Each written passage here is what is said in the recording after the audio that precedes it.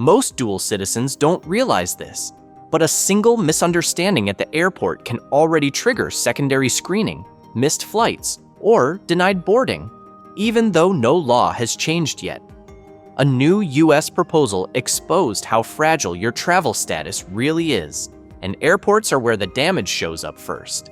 For years, dual citizens passed through airports on autopilot.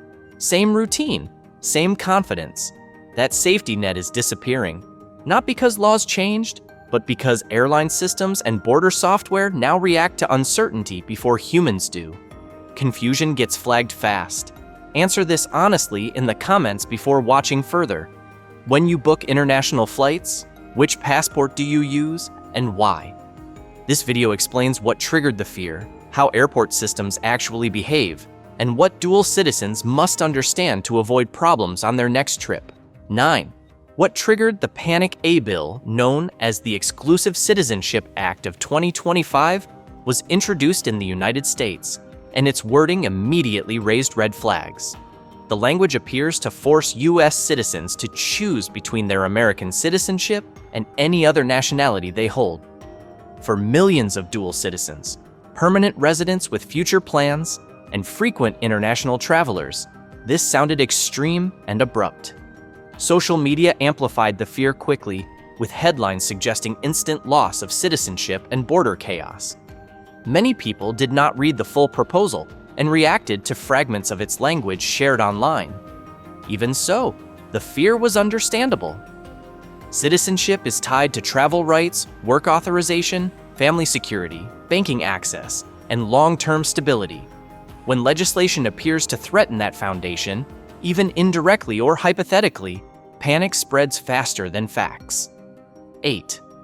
What the bill claims to do. The proposal outlines a one-year compliance window for US citizens who also hold another nationality. During this period, individuals would be required to either renounce their foreign citizenship or formally renounce their US citizenship. According to the bill's wording, failure to act within that window could result in automatic loss of US citizenship. It further claims that anyone who acquires a second citizenship in the future would immediately lose US status. This language is unusually aggressive compared to existing US law and global norms. Even though proposals often change before becoming law, the phrasing alone created confusion and fear. Many readers interpreted it as an immediate threat, rather than a draft that would still require congressional approval, regulatory frameworks, court review, and practical enforcement guidelines. 7. Why this matters for flyers and travelers. Airports, airlines, and border agencies depend on clear and stable citizenship definitions to function smoothly. Dual citizens already navigate complex rules about which passport to use and when. Any uncertainty in law increases the likelihood of extra questioning, delays, secondary screening, denied boarding, or missed connections. Airline systems flag mismatches automatically, and border officers are trained to investigate inconsistencies aggressively. Even rumors of citizenship instability can affect how systems and staff respond to travelers. Passengers may face questions about intent, residency, or status that never existed before. For people who cross borders frequently for work, family, or emergencies, even small increases in scrutiny can turn routine travel into a stressful and unpredictable experience. 6. The biggest legal problems with the proposal renouncing foreign citizenship is far more complex than the bill implies. Many countries do not allow renunciation at all, while others require years of paperwork, military clearance, residency changes, or government approval. A US citizen cannot cancel another nationality by filing a form with US authorities. Only the foreign government has that legal power. This creates an immediate and fundamental legal contradiction. The bill assumes control over foreign legal systems, which the US does not possess. This alone makes enforcement unrealistic. A law that requires an impossible action cannot function in practice. Legal scholars point to this flaw as one of the clearest indicators that the proposal is not workable in its current form. 5. Confusion around US citizenship renunciation. There is also deep confusion about how U.S. citizenship renunciation actually works in reality. Renunciation is handled by the Department of State at U.S. embassies or consulates abroad, not by Homeland Security. It involves formal interviews, sworn statements, irreversible declarations, and significant government fees. It cannot happen automatically, digitally, or silently. Any attempt to shift this authority would require rewriting multiple existing laws, treaties, and constitutional interpretations. The bill does not explain how this transition would occur or how agencies would coordinate responsibility. Without a clear mechanism, enforcement would be legally chaotic and administratively unmanageable. This lack of procedural clarity is another major reason experts doubt the proposal could ever be implemented as written. 4. The tax trap most people miss. If someone is treated as having lost U.S. citizenship, tax law may classify them as a covered expatriate. That status can trigger an exit tax, meaning assets are treated as if they were sold on the day citizenship ended. For homeowners, investors, business owners, or people with retirement accounts, this could result in massive and unexpected tax bills. The danger is not intent, but classification. Even legal uncertainty could create tax exposure until resolved. Many people discussing the bill online ignored this risk entirely. Tax consequences often follow immigration changes quietly and automatically. This makes the financial fallout one of the most serious hidden dangers tied to citizenship confusion. 3. The constitutional roadblock. U.S. Supreme Court precedent is very clear on this issue. Citizenship cannot be taken away involuntarily. It can only be lost through a clear, intentional, voluntary act. Automatic loss due to inaction does not meet that standard under constitutional law. Courts have repeatedly ruled against laws that attempt to strip citizenship without explicit consent.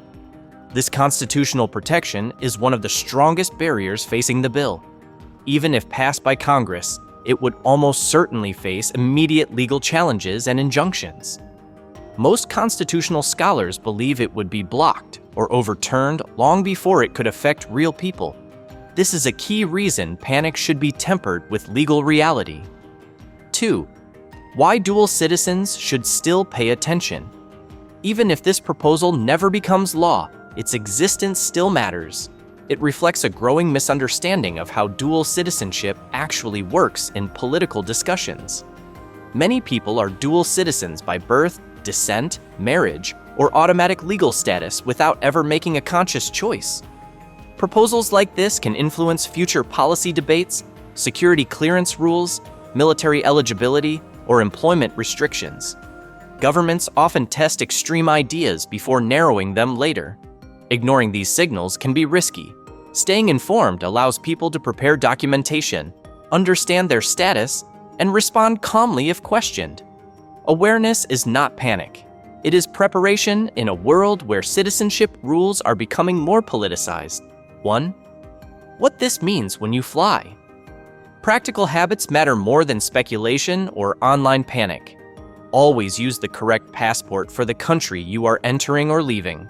Be consistent with airline bookings, visa applications, and travel records. Avoid volunteering unnecessary personal information at borders. Keep passports valid, documents updated, and names consistent across systems. If you hold dual citizenship, understand which passport each country expects you to use. Most importantly, stay informed through official government sources rather than viral clips or fear-based posts. Border systems respond to clarity and consistency. Confusion causes problems faster than rules do. Calm preparation remains the strongest protection for travelers navigating uncertain narratives. Right now, nothing has been taken away. No passport is being canceled. No law has changed. But this proposal exposed something most dual citizens never think about: how fast confusion alone can create real consequences at airports. Missed flights, secondary screening, denied boarding, tax exposure, these rarely start with a law. They start with inconsistency.